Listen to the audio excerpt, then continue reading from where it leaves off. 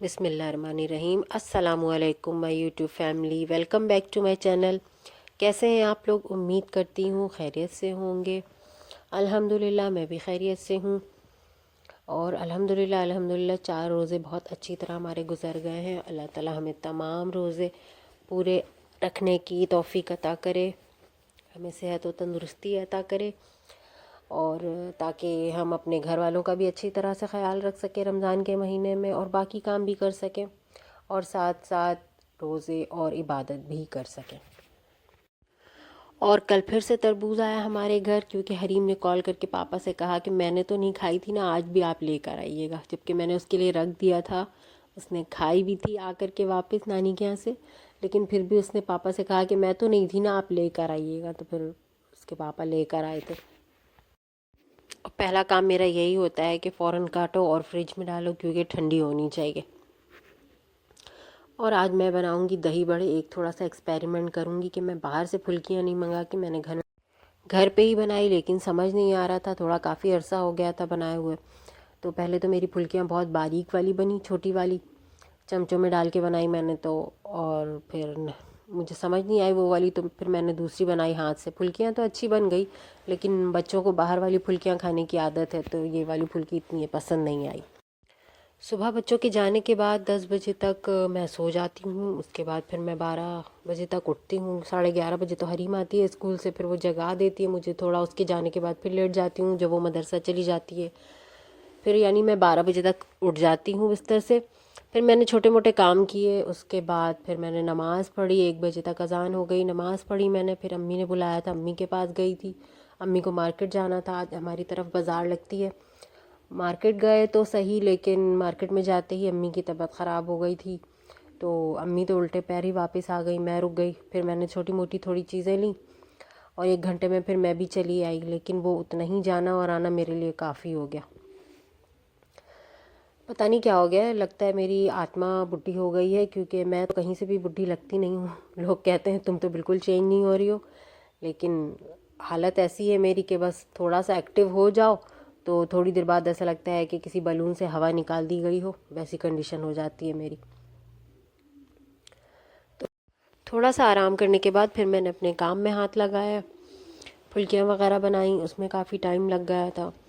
फिर दही बड़े तैयार किए, फिर मैंने चावल उबाले, आलू गोश्त का सालन बनाया, और पापड़ तले थे मैंने। और आज ऐसा कुछ ख़ास नहीं था इफ्तार में, बस मैंने दही बड़े बनाए थे, थोड़े कल के चने पड़े थे, और पापड़ तल लिए थे मैंने। बस हल्का फुल्का सा ही इफ्तार था हमारा आज का। और एक ड्रिंक बनाई थी मैंने, खरबूजे, तरबूज, पुदीना और लेमन डाल करके। वो मुझे बहुत अच्छी लगती है, तो वो मैंने सिर्फ़ अपने लिए बनाई थी और हस्बैंड के लिए बनाई थी, क्योंकि बच्चे नहीं लेते हैं वो। यानी कि खरबूजा खाने की चीज़ है, आपने खरबूजे की जूस क्यों बनाई है, ये बोलते हैं। तो वो लेते नहीं हैं, तो मैंने सिर्फ हम 2 लोगों के लिए ही बनाई थी। पहले तो ये मेरी छोटी वाली बूंदियाँ बनी थी। ये दही बड़े के लिए तो मुझे ठीक नहीं लगी, लेकिन अच्छी लग रही थी कि बूंदियाँ बनी है, वो मैं मीठी वाली बूंदी बना सकती हूँ। लेकिन लास्ट में फुल्कियाँ कम लग रही थी, तो हस्बैंड ने बोला कि ये भी डाल दो, बाद में दोबारा बना लेना मीठा बनाने के लिए।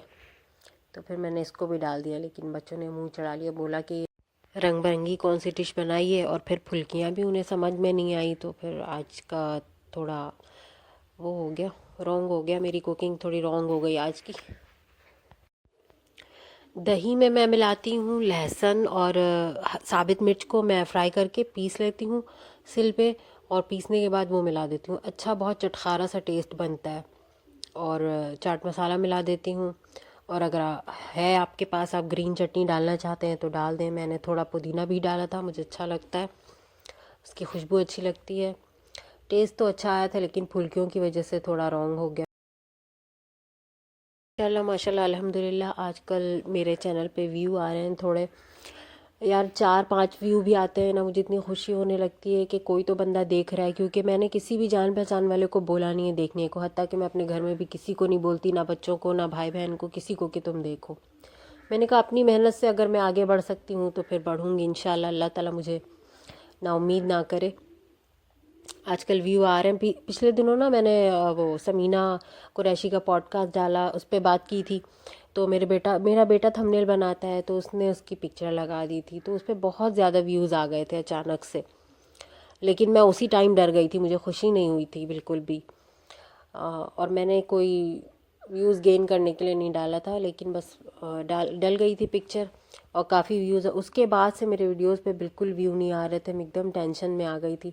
लेकिन अब यह है कि थोड़ा बहुत फिर भी आना शुरू हुए हैं, तो मुझे ऐसा लग रहा हाँ चलो कुछ भी है, काम आगे तो चल रहा है, वरना मैं बहुत डर गई थी।